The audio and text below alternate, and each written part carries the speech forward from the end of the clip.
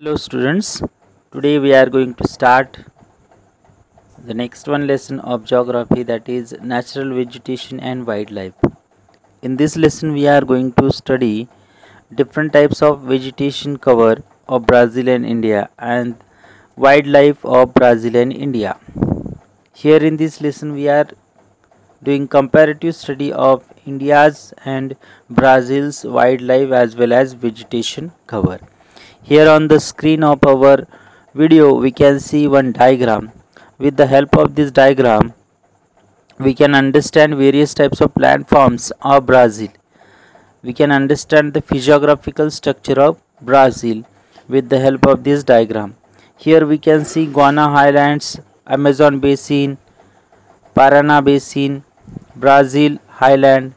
Even we can see various types of forest areas like tropical forest, equatorial forest, deciduous forest, temperate forest. Along with that we can understand the rainfall areas also, means where is high rainfall, where is low rainfall, that also we can understand with the help of this diagram.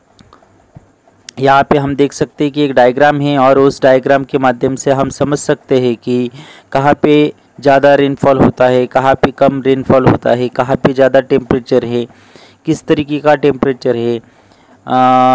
उसके अलावा जो landform areas है उसके बारे में भी हमें अलग अलग लैंडफॉर्म्स यहाँ पे दिख सकते हैं, जैसे कि गुआना हाईलैंड्स है, ब्राज़ीलियन हाईलैंड है, अमेज़न रिवर बेसिन रीजन है। तो ऐसे अलग अलग एरियाज़, उसके अलावा उसकी ऊंचाई भी हम देख सकते हैं कि सी लेवल से उसका अल्टीट्यूड कितना है। तो ये सब चीज़ों को हम इस डायग्राम के माध्यम से अंडरस्टैंड कर सकते हैं और इसी फिजियोग्राफिकल स्ट्रक्चर का जो इम्पैक्ट है वहाँ पे होने वाले रेनफॉल के ऊपर, वहाँ पे पाए जाने वाले फॉरेस्ट के ऊपर और वहाँ पे जो वाइल्ड लाइफ देखी जाती है इन फॉरेस्ट कवर में, उसके ऊपर भी इस फिजियोग्राफिकल स्ट्रक्चर का इन्फ्लुएंस होता है।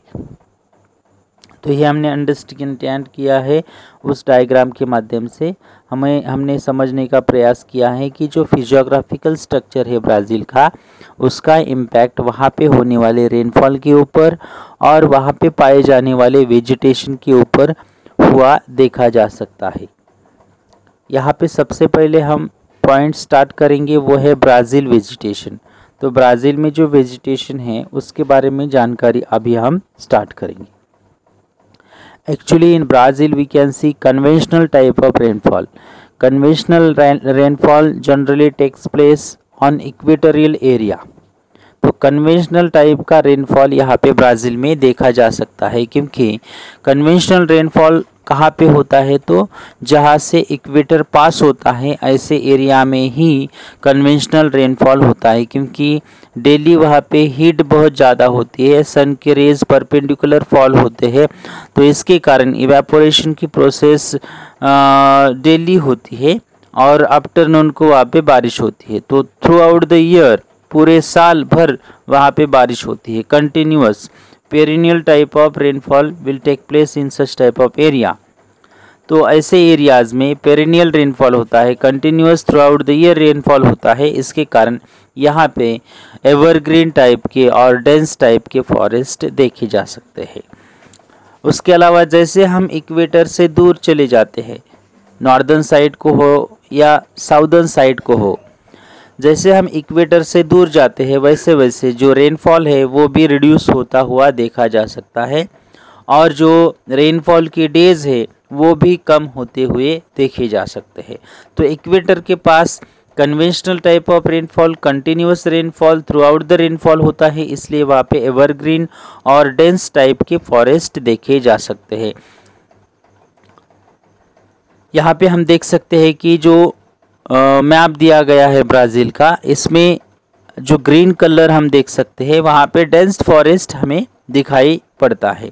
ये जो अमेज़न रिवर बेसिन का रीजन है वहाँ पे डेंस फॉरेस्ट देख सकते हैं, क्योंकि वहाँ से इक्वेटर गुजरता है, इसलिए वहाँ पे रेनफॉल जो है वो ज़्यादा अमाउंट में हम देख सकते हैं। Evergreen forests are found in the area where it rains throughout the year. In regions which receive rainfall only during certain seasons, the density of the vegetation reduces. Instead of forest, various types of grasses, short shrubs, thorny vegetation, etc. are found.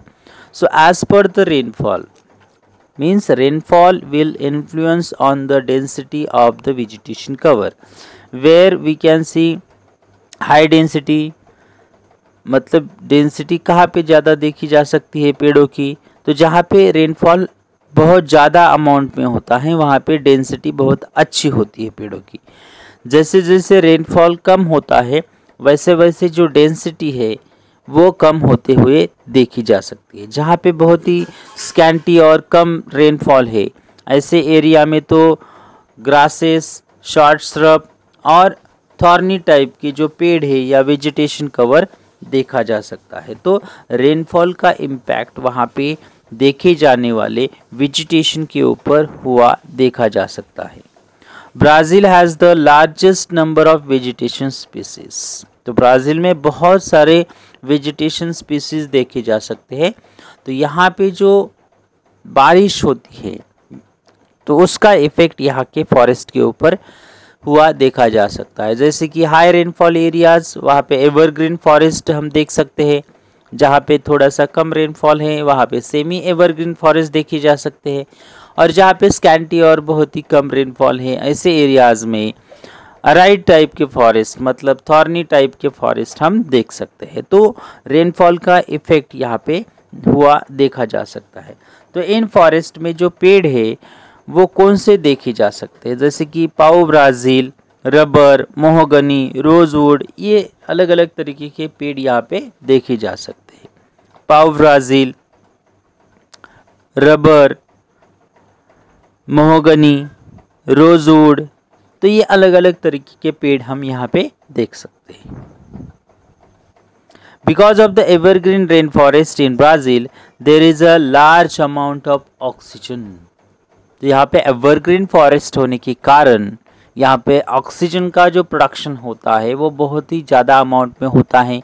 पेड़ों की संख्या ज़्यादा होने के कारण यहाँ पे oxygen जो है वो बहुत ज़्यादा अमाउंट में प्रोड्यूस होता है। उसके अलावा जो कार्बन डाइऑक्साइड को रिड्यूस करने का काम, कार्बन डाइऑक्साइड को कम करने का काम पेड़ों के माध्यम से होता है, इसलिए यहाँ पे कार्बन डाइऑक्साइड भी सबसे ज़्यादा कम किया जाता है। क्योंकि पेड़ों की संख्या ज़्यादा होने के कारण यहाँ पे ऑक्सीजन का प्रोडक्शन ज़्यादा होता है, इसलिए इसको the lungs of the world कहा जाता है। तो पूरे वर्ल्ड को ज़्यादा से ज़्यादा अमाउंट में ऑक्सीजन प्रोवाइड करने का काम ये एवरग्रीन फॉरेस्ट करते हैं, इसलिए इस फॉरेस्ट एरिया को लंग्स ऑफ द वर्ल्ड कहा जाता है। Now we will observe a map, and that map is already given in our textbook, and by observing that map we have to answer some questions. Here on the screen of our video we can see the map of India, and here in this map we can see various types of colors are used for showing various types of forest. Dark green color indicates evergreen forest. Faint color indicates deciduous forest. So such type of various types of colors are used here in the map. So after observing this map we have to answer some questions. So first question is, which forests are found in western coastal regions? अब ये जो first one question है, which forest are found in western coastal regions, तो हमारे text book में थोड़ा सा ये क्वेश्चन जो है वो गलत दिया गया है। हमारे टेक्स्ट बुक में क्वेश्चन कैसे दिया गया है, which forest are found in western snow capped regions. तो वेस्टर्न साइड को स्नो कैप्ड रीजन नहीं है, क्योंकि जो वेस्टर्न घाट का रीजन है हमारे महाराष्ट्र के पास का, तो वहाँ पे स्नो फॉलिंग नहीं होती है। हम देख सकते हैं कि स्नो फॉलिंग कहाँ पे होती है, तो नॉर्दर्न साइड में जो हिमालयन रीजन है वहाँ पे स्नो फॉलिंग होती है, इसलिए उस क्वेश्चन को टेक्स्ट बुक में थोड़ा सा सही करो। तो इसका आंसर क्या है कि जो वेस्टर्न साइड का जो कोस्टल रीजन है, अब हम देख सकते हैं कि वेस्टर्न साइड का जो कोस्टल रीजन है वहाँ पे कम्प्लीटली हमें डार्क ग्रीन कलर दिखाई दे रहा है। तो इस डार्क ग्रीन कलर को हमें इंडेक्स में देखना है कि ये क्या इंडिकेट करता है। तो यहाँ पे एवरग्रीन फॉरेस्ट को इंडिकेट करता है। तो इसका आंसर क्या होगा? Evergreen forest. दूसरा question, on which coast do you mainly find the coastal vegetation? तो कोस्टल रीजन पे कौन सा वेजिटेशन देखा जा सकता है?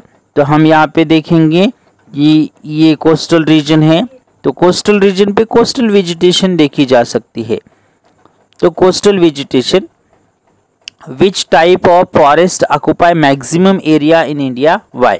तो इस क्वेश्चन का जो आंसर है वो थोड़ा सा डिटेल में हमें देना पड़ेगा, क्योंकि हमें क्यों पूछा गया है, क्योंकि क्वेश्चन का हमें रीज़न भी पूछा गया है कि मैक्सिमम एरियाज़ में कौन सा फॉरेस्ट हम देख सकते हैं। तो इसका आंसर हमें देख सकते हैं कि अलग अलग तरीके के फॉरेस्ट अलग अलग एरियाज़ में देखे जा सकते हैं। जैसे कि कुछ एरियाज़ में एवरग्रीन फॉरेस्ट है, कुछ एरियाज़ में डेसिडियस फॉरेस्ट है और कुछ एरियाज़ में थॉर्नी टाइप के श्रब हम देख सकते हैं। तो ऐसे अलग अलग एरियाज़ वाइज हम देख सकते हैं कि फॉरेस्ट कवर इंडिया में देखा जा सकता है।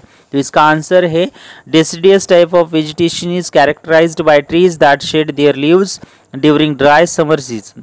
तो जो डेसिडियस टाइप के जो फॉरेस्ट होते हैं, वहाँ पे जो पेड़ होते हैं वो पर्टिकुलर सीजन में वो अपने पत्ते शेड करते हैं। जैसे कि समर सीजन में पानी का अमाउंट बहुत कम होता है तो वो पत्ते शेड करते हैं, क्योंकि पत्तों में पानी की अमाउंट ज़्यादा रहती है, इसलिए वो पानी के अमाउंट को कम करने के लिए वो अपने पत्ते शेड करते हैं। Shading leaves decreases the rate of evaporation and it helps trees to conserve water and energy. तो जैसे वो शेड करते हैं लीव्स को तो इवेपोरेशन की प्रोसेस कम होती है और उस पेड़ में जो पानी है वो इवेपोरेशन के प्रोसेस के माध्यम से कम नहीं हो सकता है और वो अपना जो लाइफ है वो कंटिन्यू रख सकते हैं। Deciduous type of vegetation is found in areas receiving rainfall between 1000 mm and 2000 mm. तो ये कहाँ पे पाए जाते हैं? जहाँ पे 1000 मिलीमीटर टू 2000 मिलीमीटर रेनफॉल होता है, ऐसे एरियाज़ में डेसिडियस टाइप के फॉरेस्ट देखे जा सकते हैं। In most of India, the amount of annual average rainfall is between 1000 millimeter to 2000 millimeter. Therefore, the deciduous type of vegetation occupies most of India. तो इंडिया का जो एवरेज रेनफॉल है वो यही है 1000 मिलीमीटर टू 2000 मिलीमीटर। तो इसलिए हम देख सकते हैं कि ज़्यादा से ज़्यादा जो इंडिया का एरिया है वो डेसिडियस टाइप के फॉरेस्ट एरिया ने ऑक्यूपाई किया है, क्योंकि हमारे इंडिया का जो एवरेज रेनफॉल है वो 1000 टू 2000 मिलीमीटर होने के कारण हम देख सकते हैं कि ज़्यादा से ज़्यादा एरिया में ये डेसिडियस टाइप के फॉरेस्ट देखे जा सकते हैं। Where do you find thorny shrub vegetation and why? तो थॉर्नी श्रब हम कहाँ पे देख सकते हैं और क्यों देख सकते हैं? पर्टिकुलरली हम देखेंगे तो थॉर्नी श्रब हम कहाँ पे देख सकते हैं? तो राजस्थान का जो एरिया है वहाँ पे, क्योंकि वहाँ पे बहुत ही स्कैंटी रेनफॉल है। तो स्कैंटी रेनफॉल होने के कारण वहाँ पे जो वेजिटेशन कवर है वो बहुत ही कम देख सकते हैं और थॉर्नी टाइप के श्रब हम उस एरिया में देख सकते हैं। तो ये हम मैप में भी देख सकते हैं। हॉट डेजर्ट होने के कारण वहाँ पे हम देख सकते हैं कि थॉर्नी श्रब देख सकते हैं। उसके अलावा देखो यहाँ पे आंसर है, thorny and shrub vegetation is found in the states of Rajasthan and in the central part of peninsula. तो जो सेंट्रल पार्ट है पेनिनसुला का वहाँ पे भी हम देख सकते हैं कि रेनफॉल कम होने के कारण, और जो राजस्थान का रीजन है वहाँ पे भी कम रेनफॉल होने के कारण वहाँ पे जो थॉर्नी टाइप के वेजिटेशन कवर है वो देखे जा सकते हैं। Most of region of Rajasthan and the central part of peninsula is included in a rain shadow area. तो ये जो दोनों पार्ट है वो रेन शैडो एरिया में आ जाते हैं। तो रेन शैडो एरिया में आने के कारण यहाँ पे बहुत ही कम बारिश होती है, इसलिए यहाँ पे इस तरीके के वेजिटेशन कवर देखे जा सकते हैं। और यहाँ पे जो एनुअल रेनफॉल होता है वो बहुत ही कम अमाउंट में होता है, जैसे कि लेस दैन 500 मिलीमीटर रेनफॉल, मतलब 500 से भी कम मिलीमीटर का रेनफॉल यहाँ पे सेंट्रल पार्ट ऑफ पेनिनसुला और राजस्थान का जो एरिया है वहाँ पे होता है, इसलिए यहाँ पे इस तरीके के फॉरेस्ट कवर देखे जा सकते हैं। Thorny and shrub-like vegetation is mainly grown in the area experiencing hot summers and receiving less than 500 mm of rainfall. Therefore, thorny and shrub vegetation is found in Rajasthan and the peninsula. तो जहाँ पे कम rainfall है, एनिवली 500 से कम rainfall वाले areas में thorny type की vegetation cover को देखा जा सकता है. India vegetation. Now we will see the vegetation cover of India. Actually, India's vegetation can be found as per the rainfall. So, as per the rainfall, the vegetation cover will get influenced. मतलब India में जो vegetation cover देखा जा सकता है वो rainfall के ऊपर डिपेंड है. जैसे जैसे रेनफॉल कम होता हुआ देख सकते हैं, वैसे वैसे जो फॉरेस्ट एरिया है वो भी कम होता हुआ देखा जा सकता है. जैसे कि हमने ब्राज़ील में देखा, वैसे ही यहाँ पे इंडिया में भी सेम कंडीशन देखी जा सकती है. तो हम यहाँ पे फॉरेस्ट की जो अलग अलग टाइप्स है जो कि रेनफॉल के मुताबिक किए गए हैं, तो उसके बारे में जानकारी लेंगे. In regions which receive more than 2000 mm of rainfall on an average along with abundant sunlight, evergreen forests are found.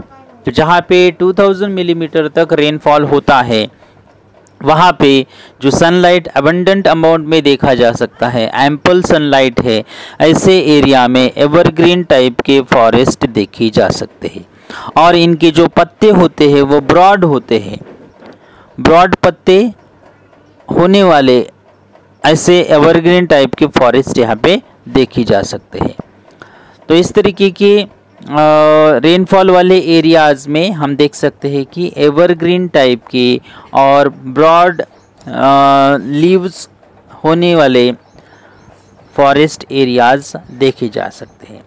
उनमें अलग अलग तरीके के पेड़ हम देख सकते हैं, जैसे कि यहाँ पे दिए गए हैं मोहगनी, रोजवुड, रबर एक्सेट्रा. तो ये अलग अलग तरीके के जो पेड़ है वो यहाँ पे देख सकते हैं. उसके अलावा अलग अलग क्रीपर्स भी यहाँ पे देखी जा सकते हैं.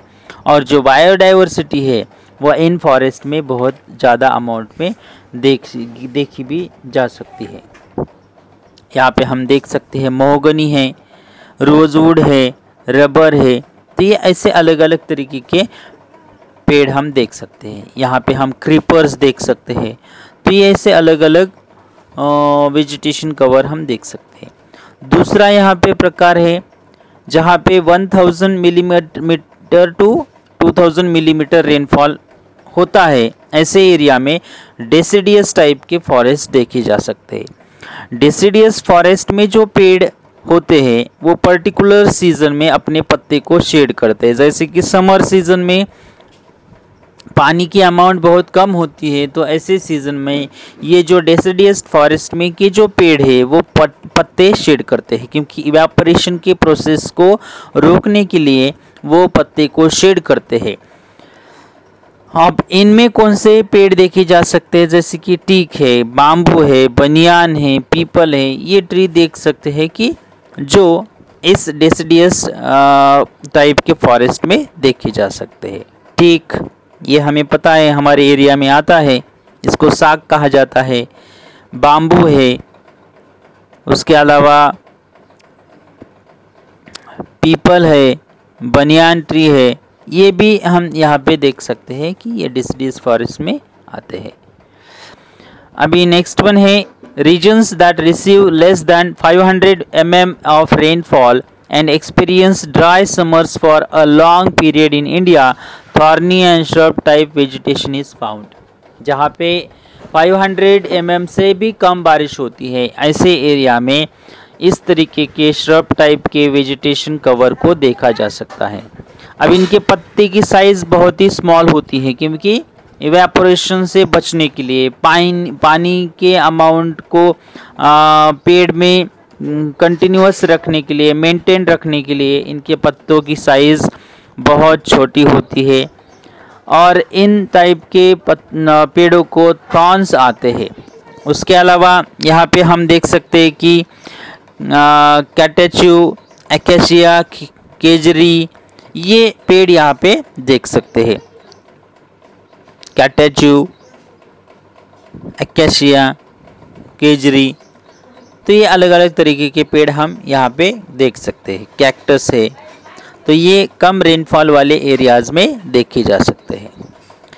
अभी लास्ट वन है वो है इन स्वैम्पी एरिया, जहाँ पे मार्सी एरिया है, जहाँ पे हमेशा परमानेंट कंटिन्यूअस वहाँ पे पानी एक्यूमुलेट हुआ रहता है। ऐसे एरियाज में या फिर जहाँ पे स्ट्रीज है, लैग्यून्स है, कोस्टल रीजन्स है, जहाँ पे हमेशा परमानेंट वहाँ पे पानी एक्यूमुलेट रहता है, ऐसे एरिया को स्वैम्पी या फिर मार्शी लैंड कहा जाता है। तो ऐसे एरियाज में मैंग्रोव्स या सुंदरबन टाइप के सुंदरी नाम के पेड़ देखे जा सकते हैं और ये कम्प्लीटली ऑयली होते हैं और लाइट वेट रहते हैं, इनका वेट बहुत ही कम रहता है। तो इस तरीके के पेड़ हम यहाँ पे जो स्वैम्पी एरिया है वहाँ पे आए देखे जा सकते हैं। तो ये मैंग्रोव टाइप का फॉरेस्ट है जो हमारा महानदी डेल्टा है, गंगा ब्रह्मपुत्रा डेल्टा रीजन है, वहाँ पे इनकी संख्या ज़्यादा तौर पे देखी जा सकती है।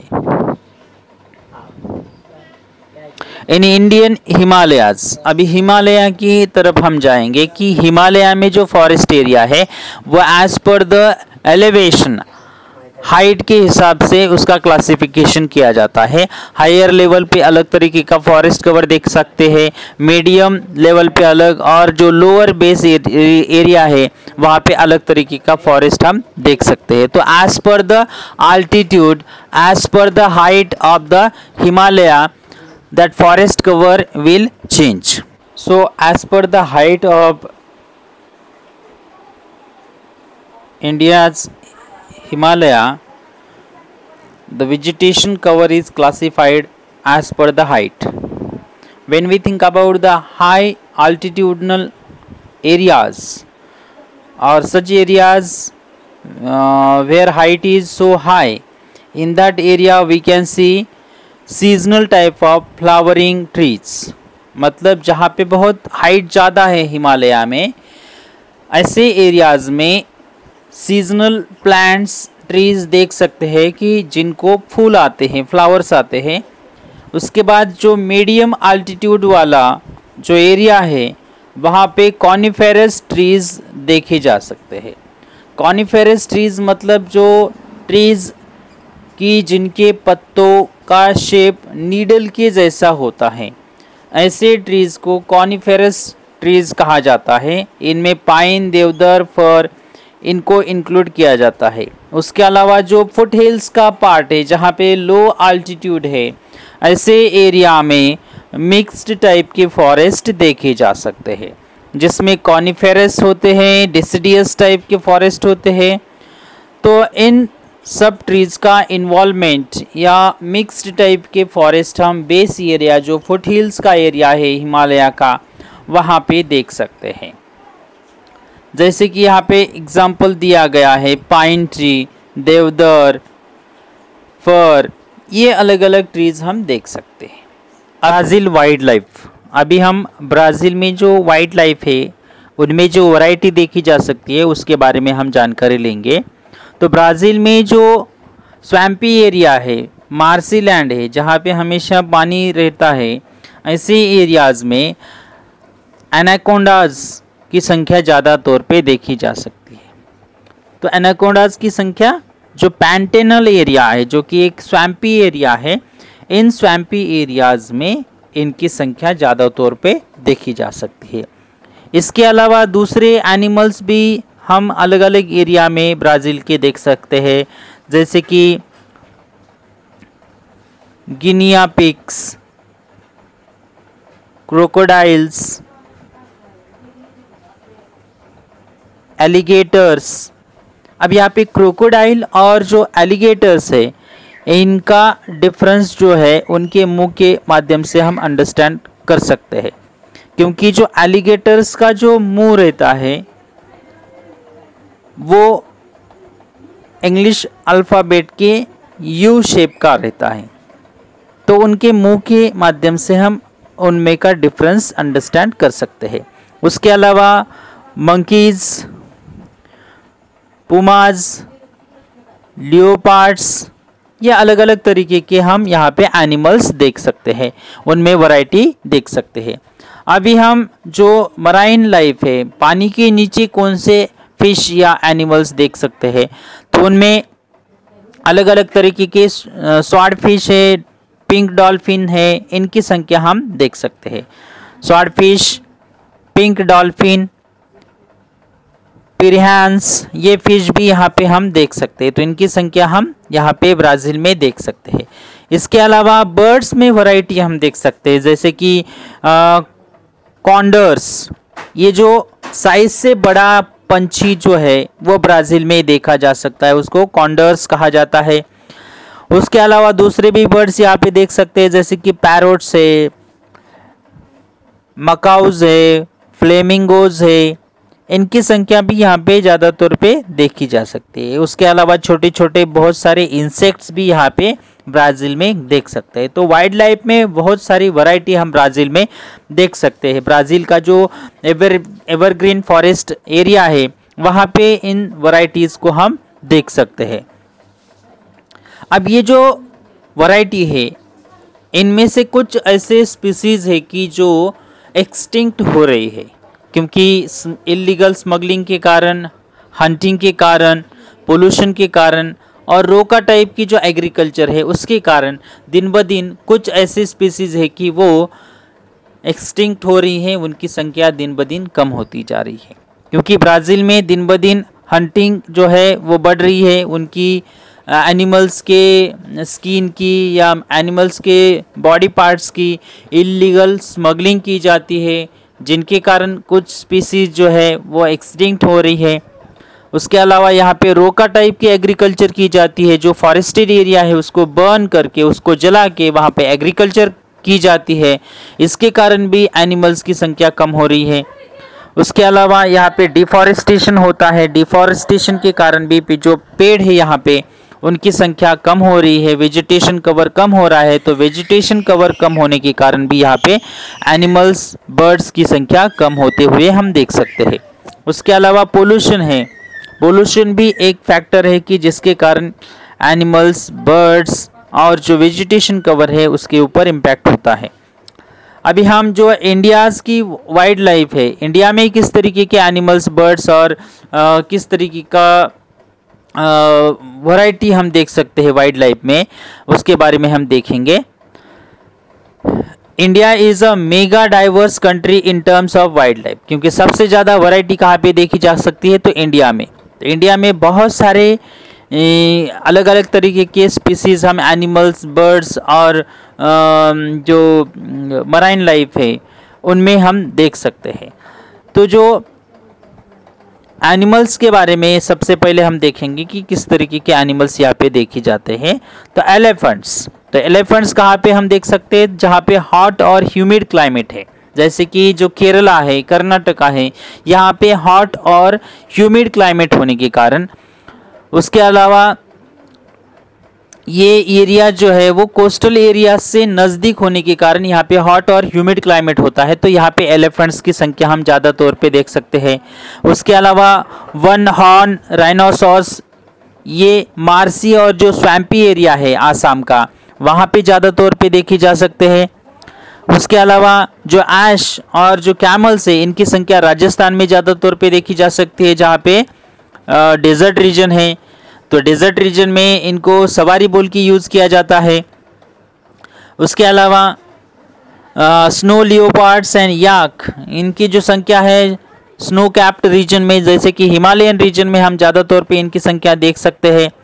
उसके अलावा बिसॉन्स, डियर, एंटीलोप्स, मंकीज़, ये जो दूसरे एनिमल्स है, ये पेनिनसुलर रीजन जो कि इंडिया का है वहाँ पे हम देख सकते हैं।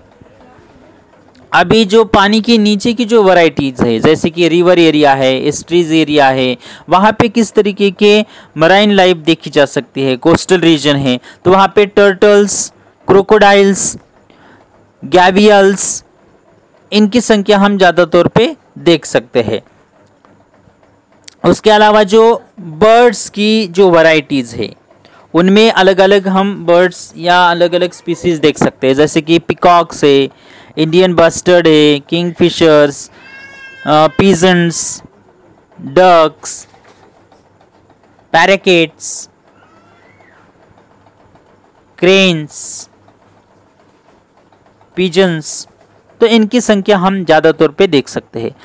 आज की स्थिति में हम देख सकते हैं कि इनकी संख्या दिन ब दिन कम होती जा रही है, क्योंकि यहाँ पे भी सेम प्रॉब्लम है। हंटिंग के कारण, पोल्यूशन के कारण कुछ ऐसी स्पीसीज है कि जिनकी संख्या दिन ब दिन कम होती जा रही है। जैसे कि यहाँ पे चीता का एक एग्जाम्पल हम देख सकते हैं कि जिसकी संख्या कम होती जा रही है।